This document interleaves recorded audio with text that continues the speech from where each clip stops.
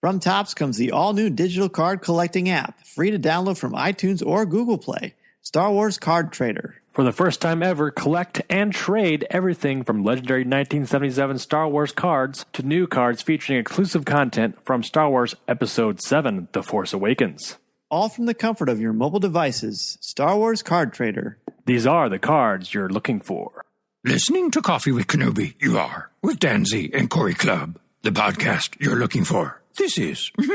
Yes. For an entire generation, people have experienced Star Wars the only way it's been possible, on the TV screen. But if you've only seen it this way, you haven't seen it at all. This is the podcast you're looking for. We've been waiting for you. The force is strong here, even stronger than the coffee. At last! Where have you been? Welcome to Coffee with Kenobi. Here are your hosts, Dan Z and Corey Clubb.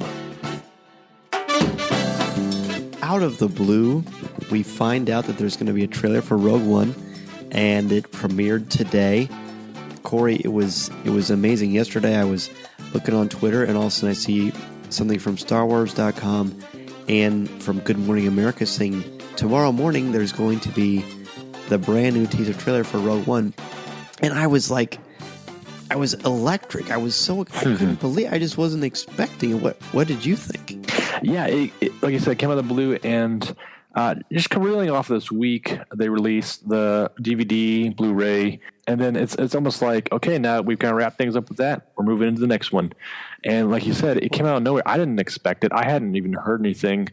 And to be honest, I hadn't really been following Rogue One very closely at all. And it's due to the fact that I don't want to. I want to kind of separate myself a little bit from that. And so when I see things, I kind of either, disregard it or just, click away or something like that. And to be fair, that you haven't missed anything because there's been nothing about it besides a cast announcement and an image, one still image. That's been it. Like you said, I think it's completely, once The Force Awakens was out on Blu-ray, it was time to transition to something new. I never really thought about it like that, but that makes complete sense.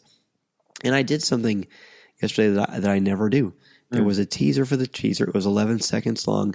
I usually don't bother looking at that stuff because I just want to embrace the entire trailer at once. But I watched it.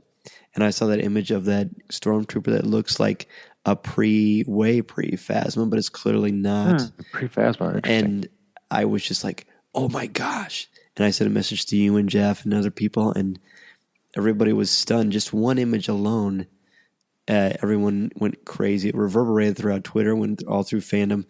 And then today, like right off the bat, Good Morning America showed it, and they had like a countdown to it showing up. I don't know about you, but the first time I watched it, I was getting ready for work to go to school, and I had my phone out. I was getting my keys and stuff, and I thought, I'm going to check right now, and it was on, and I watched it on my phone. It's how I watched The Force Awakens the first time, the trailer on my phone. It wasn't on purpose; it just worked out that way because I was in a hurry. And wow, I mean, I want to hear your first thoughts before we even go into the actual trailer itself. Sure, yeah. I woke up knowing it was on debut today, and another friend of mine who worked with a Star Wars fan, Jared, he and I have been kind of talking about Star Wars here and there and whatnot.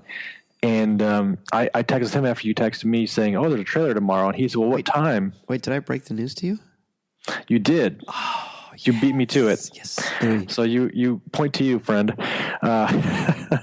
So I actually rolled message into another friend of mine to kind of let him know. And he said, what time? And I said, oh, probably around like the 10 o'clock time, usually when the day gets started. Because that's kind of seems like that in the past they've done things kind of naturally in the morning and it just kind of lasts throughout the day. And like you said, I woke up and I was checking my phone, and the first thing I saw was a tweet. I don't know who it was from, but it was like, trailers drop, blah, blah, blah, hashtag this, hashtag that. And I was like, whoa. So I kind of like, I didn't want to read that. So I kind of put it down. And I thought, okay, it's out. I want to experience it, the way I want to experience it, which is great, which I love technology.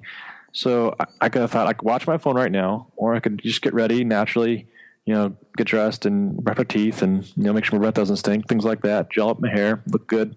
Sure. Got those things, pluck the eyebrows, stuff like that. Every day? No. Are you a wolf man? you should speak, right? No kidding. No, but got ready for the morning. Yeah, talked to the wife a little bit, and I had a few minutes, and I thought I'm just going to walk down my computer and experience it on my desktop there, Mac, and I kind of got everything queued up and got the headphones on, and just it's kind of similar to what I did with The Force Awakens. I knew it was there, and I wanted to experience it.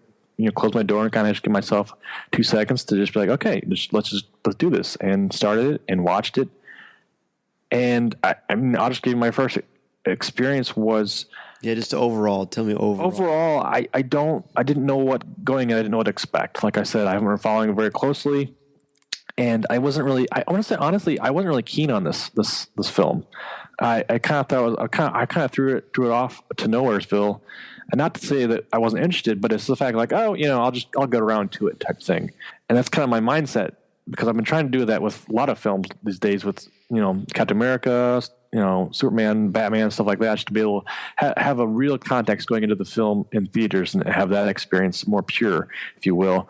And for this, I was really blown away. I love the first introduction to the characters. We get to see all kinds of different colorful images.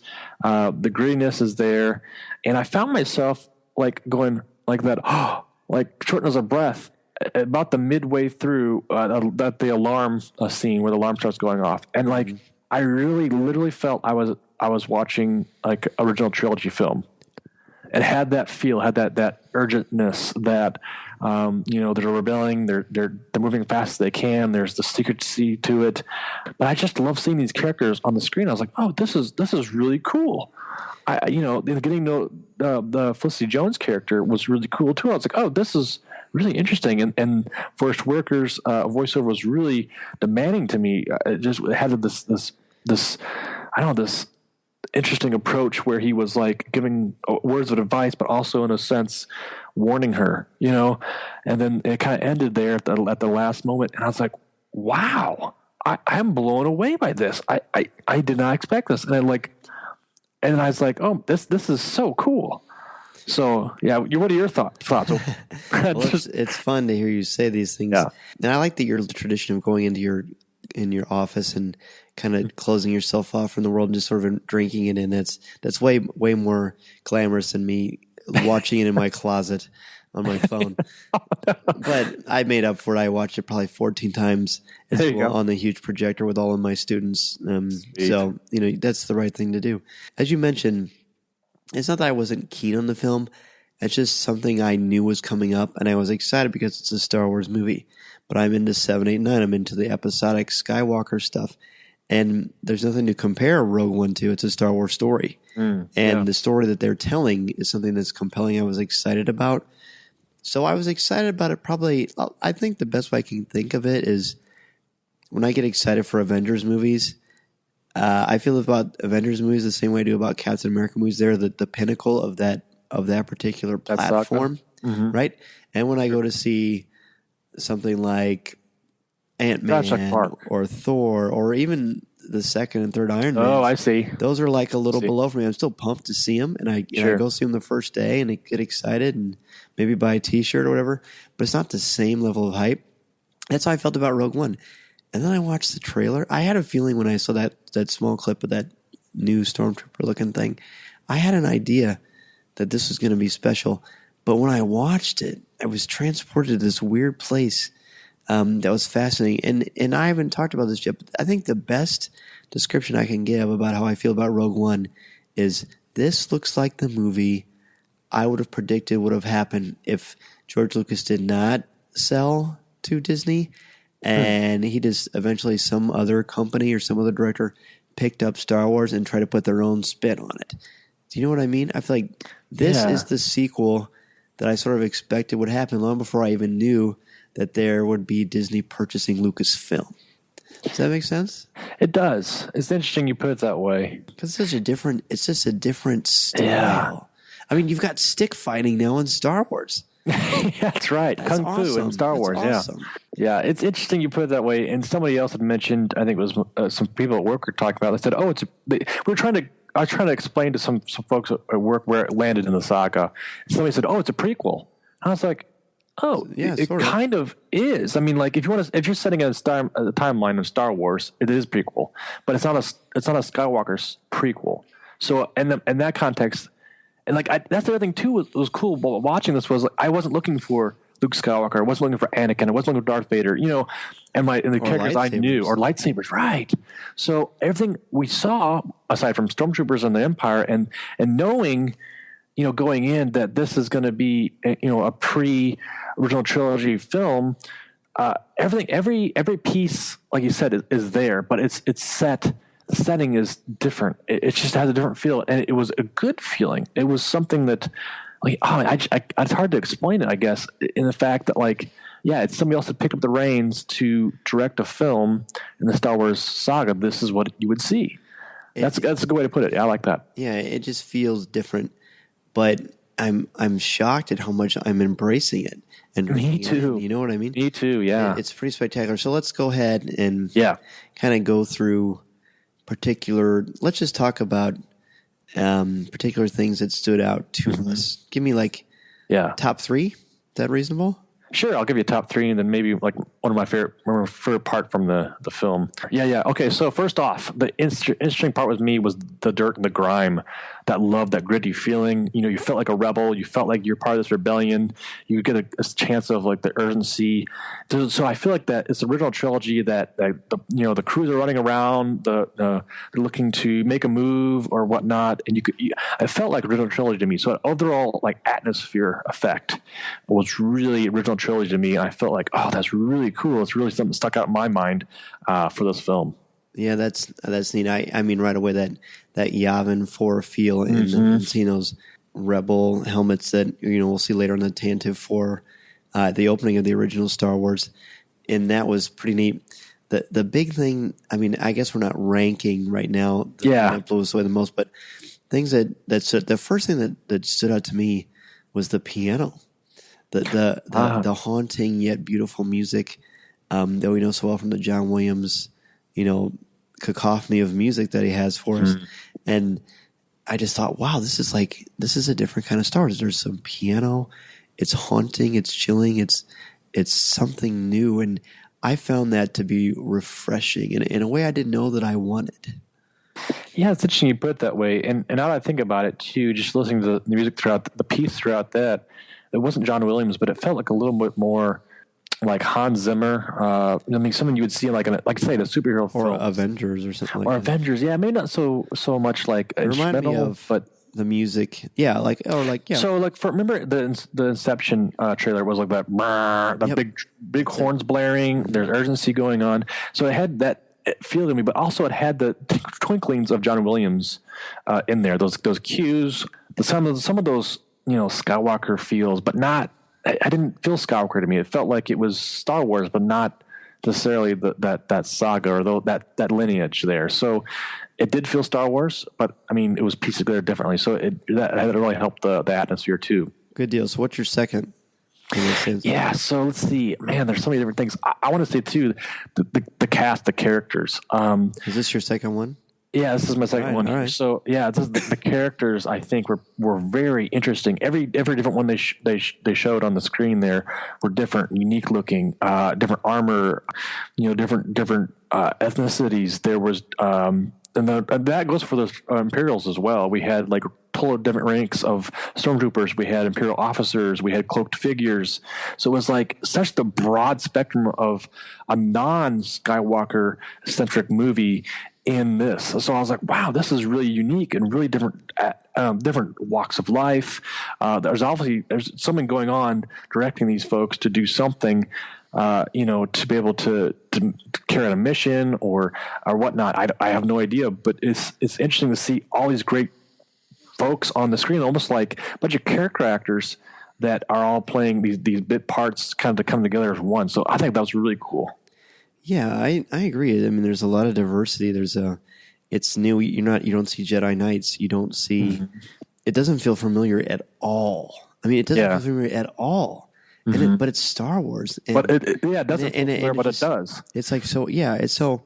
But even less, and it's just you just embrace it in such a. It's just so unique. The second thing I want to point out is and I've heard her name pronounced, a whole lot today because I've watched this trailer quite a bit. But it's Jyn Erso, Jyn Erso.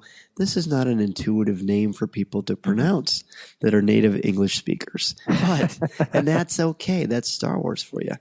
But she's cool. I mean, she's super cool. Yeah, and in the instant classic line, "This is a rebellion, isn't it?" And you show her, they show her fighting these stormtroopers and kicking the snot out of them. And then she says, "I rebel."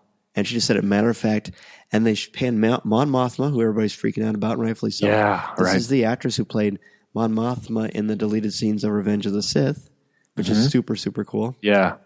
But Felicity Jones, her character, I mentioned this in something I wrote on the site, but she looks like Katniss Everdeen from the Hunger Games. But to me, this character, this story, it's hard to tell from 2 minutes, but it feels like that sort of idea of oppression. But this one seems to have heart and hope, even though it's not going to be warm and fuzzy. But it just seems unique. So that's the second one for me, Jyn Erso. Yeah. So, man, I'm trying to think of other things that three's. Let's make six. Like, okay. It's our show. We can do whatever we want. There you go. So I want to say too, the cinematography, the shots that we saw single figures sitting in rooms or environments that were big. Like the one that really stood out to me, and I'm just going to say it, was like back to some of the characters. I don't know who this guy is, and something just struck me about him. And what's that? Which guy are you talking about? So I'm going to call him White Cape. Okay. It was gray. It looks white to me. Now, he's the Imperial officer, looks like a Grand Admiral maybe. I don't know the rankings that well. I'm sure the 501st folks got that dead on, but sure. He's a figure that looks like Ian McKellen a little bit from the shot that we can see. It's not Ian McKellen; it's a different actor. I don't recognize him either. That's the other thing I like about this is the actors were not the Tom Cruises and the Brad Pitts, but these are character actors that are committed to roles that are new to the saga, and it's really great. But this character really stood out to me. The way he was standing on the looks like he was on a bridge of a Star Destroyer, or maybe on the a Death Star there. We get to see a lot of that too. But he stood out to me in that scene. Just the cinematography there was really unique, and I was like, oh, that's a cool shot. That's something really cool. And the way he just it looked imposing, he looked smart, he looked calculating. I was like, this guy looks detailed. Something's about this guy. And I got the implication that I don't know why he got so interesting to me. I'm more of like a rebellion side person. I'm not really messing with Empire. And like, this guy stood out to me for big time. I don't know why. Well, I think he reminds me, I mean to cut you off, he reminds me of, who Christoph Waltz is? Yes. Yeah. When I saw him, the way he was standing in his hair, and he had a lot of strength without doing anything, I thought, that looks like Christoph Waltz. My goodness, I wish he was in this film. So I don't know who that actor is. I'm sure other people do. And cool, I'm sure I'll know, we'll know in a matter of months. I mean, he'll be a household name pretty soon, I'm sure. But it seems to me like, I don't know what his role is, but it just seems like he just has this power of of presence. And again, there's another shot of him walking through some water, his back to us, and the cape kind of flowing with the water. And I thought, man, that dude can pull off a cape like nobody's business. And I was like, that was very cool. So maybe that's my third thing to kind of talk about.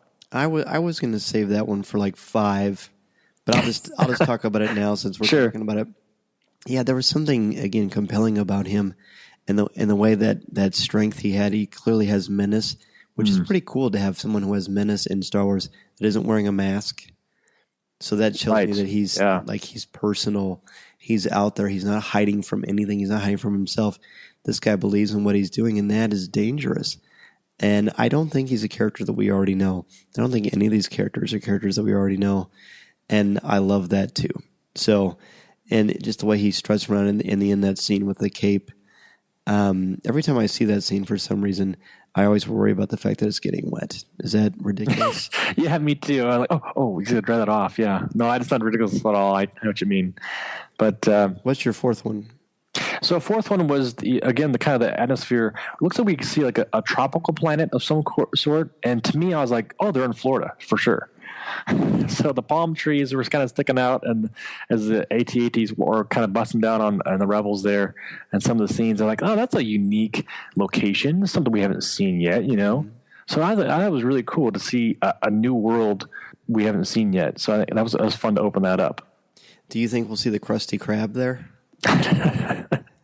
I don't think so. I don't think they're in this film. Maybe you're thinking something else. The next one for me is the Death Star. Oh yeah, and that gorgeous, amazing image of the dish being put on the Death Star. Right before that, the Star Destroyer flies by, and I sort of had a feeling that I did when I saw the Force Awakens trailer for the first time. I saw the Falcon roaring on the screen. I was like, "Oh yeah, that's the Falcon. I've seen it 10 billion times." Right. And then I think about it, and later I'm like, "Well, yeah, but this is a new time." And I felt the same when I saw the Star Destroyer, and it hits you later.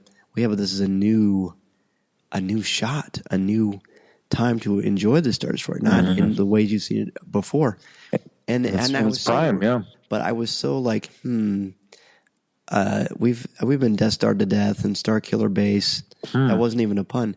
And how am I going to feel about the fact that the Death Star is front and center, even though I had an idea that it would feel differently because this is about the original Star Wars.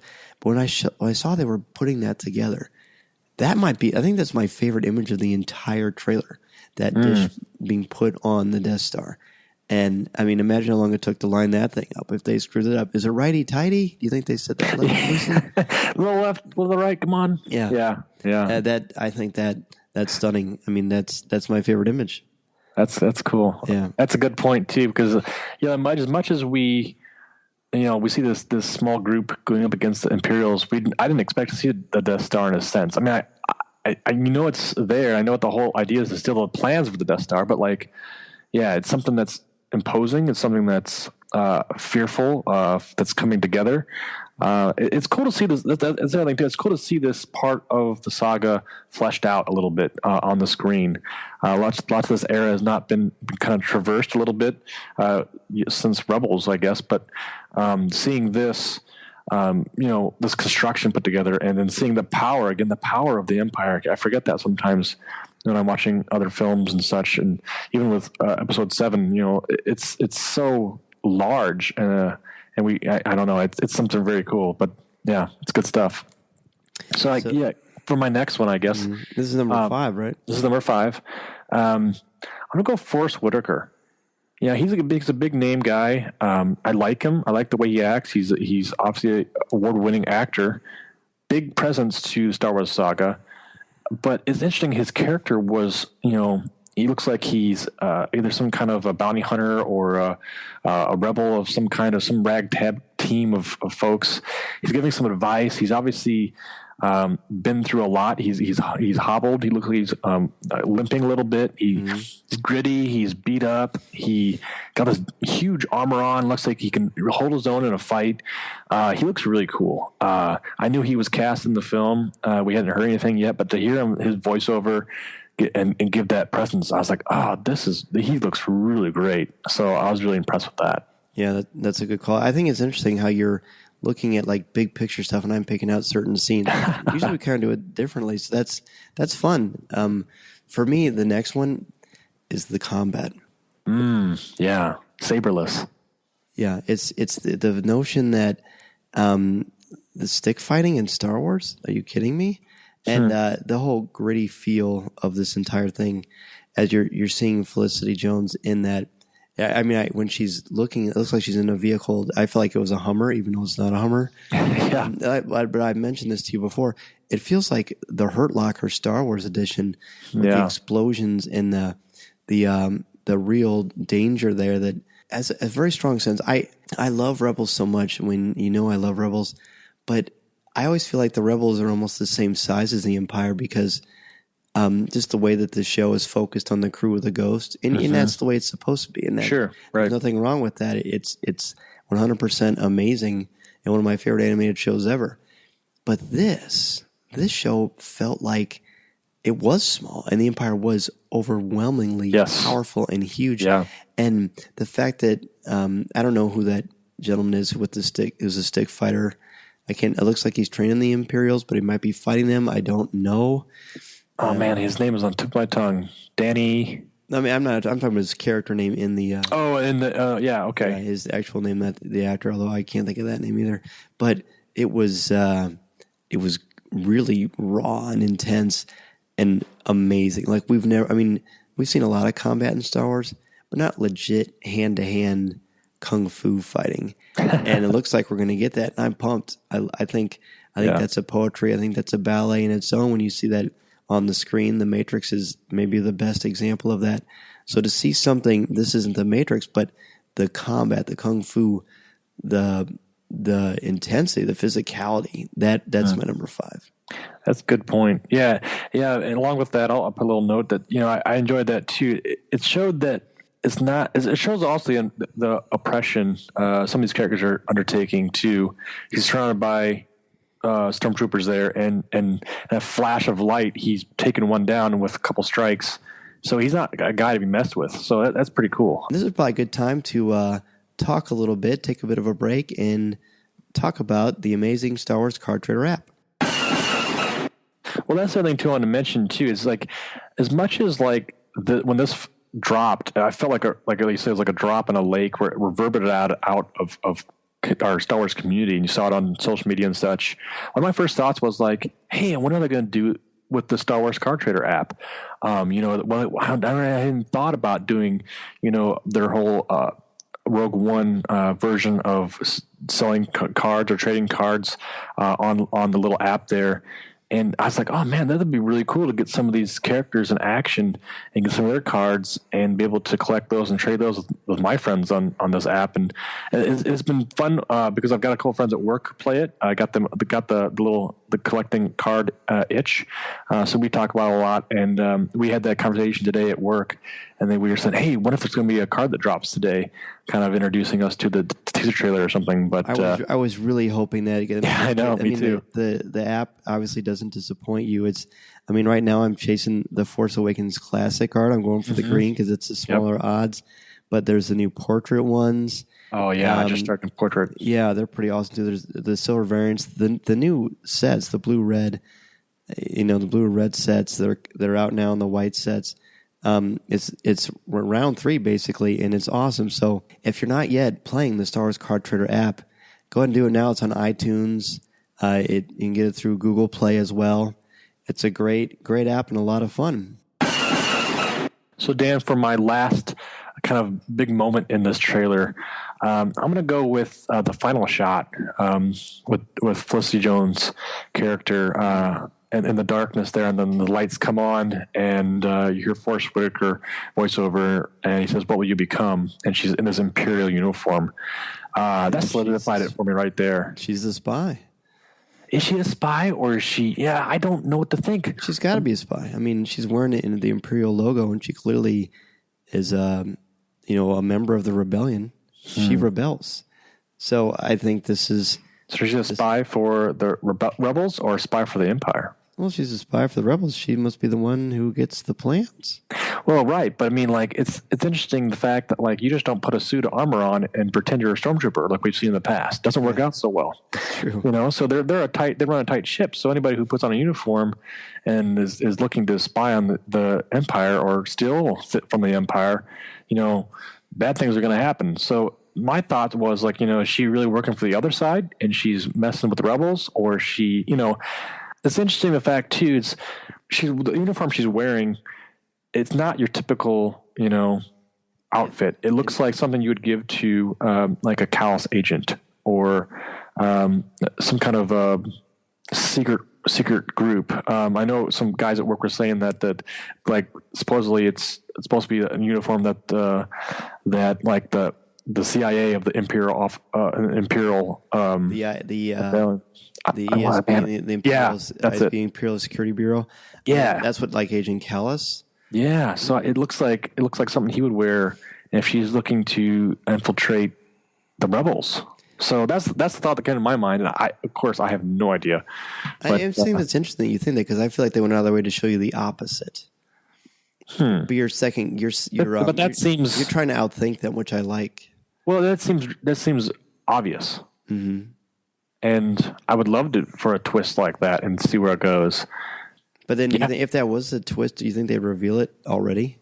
They didn't. I mean, they just showed you a shot. That's all they showed you. They don't know what. True. It's up in the air right now. I have no idea. True. But did you when she turned like that? Didn't it? It looked like she had like a backpack. It almost looked like she was a Ninja Turtle, and she's going to pull like katana swords out. Do you know what I mean? I think those things on her back are some kind of fighting sticks or something similar to, something like a billy club or something. Maybe electronic billy club or like a, I don't know what you call it. I don't know what you call it. But maybe she has more skills than we think. Or obviously she shows it fighting off some. She's pretty hardcore. So this is my last one, isn't it? Yeah, go for it. It's hard to come up with something else that we haven't already discussed, quite honestly, because there wasn't a lot there. But I guess I'm just going to say again, the overall feel, the overall tone of this thing, it blows me away. And then you know what? I know what my next one is. I mean, it's easy, and it is someone in black bowing, being subservient to someone that you don't see, but is surrounded by smoke. And there are the Emperor's royal guards on either side, which, originally first appeared in Return of the Jedi. Mm-hmm. And that was a quick scene. Right after the gentleman we talked before with the white/gray cape. So cape. And one looked powerful and dangerous, and one looked like the ultimate evil. I mean, let's just be honest. It's not Darth Vader. It looks like it could be Darth Vader. But he's wearing a hood. Yes, he's a Sith Lord. There's no reason. Maybe it's just like something new. Maybe it's like a new fashion in the. But here's the thing.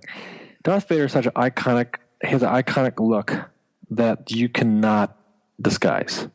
If it's Darth Vader, it's Darth Vader. If it's not Darth Vader, it's not Darth Vader. Yeah, maybe it's that guy that we just saw with the cape. Well, my other thought was like it could be somebody who broke into the chamber and has allegiance to the Empire, and he's bowing down for some reason. I'm assuming Royal Guard means Emperor to me. So Emperor's in that scene somewhere. It's not Zordon from Power Rangers. I know that. I don't even know what that is. I don't even get that reference, but right on, brother. I've never seen a single episode of that show. Come on, you have. No, I haven't. I remember I'm like 10 years older than you, dude. It's true. So, Dan, now that we've whittled down to kind of our 6 things here, I think let's wrap up with our final thoughts and maybe our favorite thing from the teaser. For me, it was the blaring alarm. It just gave me that alarm from when the Death Star is about to blow up in the interior. Yeah, it definitely pulls me right into the original trilogy. That sound was like, oh yeah, this is it. I've heard that before. And I was like, this seems so familiar to me in a sense of like we talked about a different aspect of something else going on, and that rushing scene of these characters running throughout this Imperial base, some sort. If it's on the Death Star itself, I don't know. But it's just, I loved that scene. I love that noise. A lot of people are kind of saying, oh, it was kind of annoying. And I could see that too, but it's just like, that just made it Star Wars for me. It was dramatic. It's dramatic. It was a sense of urgency. I was like, that right there really blew it open for me. And I was like, I'm all in for this. This looks incredible. I cannot wait. It was like it gave me a sense of panic. Yeah, definitely. And which is how I picture the rebels would feel. Yeah. And that's cool.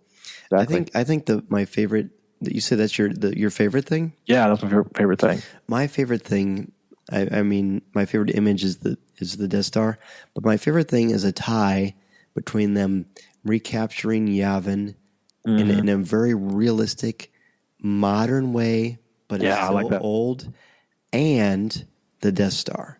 They're the same. We know them so well, like the back of our hands, but they're new, but they're not new.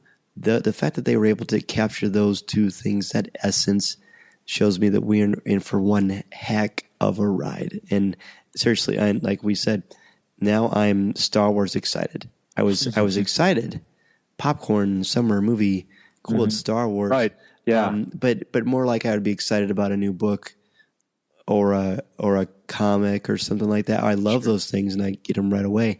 But there's nothing like a Star Wars movie, and it looks like it's going to deliver. Absolutely. And I mean, I'm excited for this. And overall, like you said, it has that Star Wars feel, and I want to say kudos to the actors and the directors and the producers of putting this together and giving us that feel. Because it's not Gareth Edwards. I think similar thing along the lines with J.J. Abrams and Episode 7, Force Awakens, was giving that Star Wars feel. That is the most hardest thing to capture in a film. And I think that's authentic. It's authentic, yeah. So, like I said, we were kind of on the fence, here and there, and that really swept us up as far as our fandoms and the way we like to celebrate the saga itself. And to me, it's canon. I mean, I don't know. It feels weird, but I feel like I've become a Star Wars fan all over again. Does that make sense? It does. It does. It's like Star Wars keeps reinventing itself. This seems to be the most drastic and dramatic, and I think the franchise will be better for it in the long run. And I don't know how they could possibly build off of this movie, but I don't think that's the point. I think that they're going to do Star Wars stories that are one shots, perhaps. And it's exciting that when we heard on Rebels Recon that Dave Filoni said in season 3 of Rebels we're going to see tie-ins to Rogue One. Yeah, I don't know how overarching they will be or how immediate they will be. Maybe it'll just be subtle nods or Easter eggs, but I'm hoping for more. This is that time period that we're sort of basking in now in Star Wars fandom anyway. We're not 30 years into the future with The Force Awakens. So there's plenty to be excited about. Corey, any last minute thoughts about the teaser trailer to Rogue One? Yeah, I'm looking forward to learning more. I would like a little break, I guess. I want to. They're doing a good job of parceling things out. I felt this was a good moment. I didn't expect this. Being a Star Wars fan. But this gets me hyped up for the film in December. Absolutely. Absolutely. So let us know what you think and share a cup of coffee with us as we enjoy the anticipatory moments to Rogue One. Chewie, get us out of here!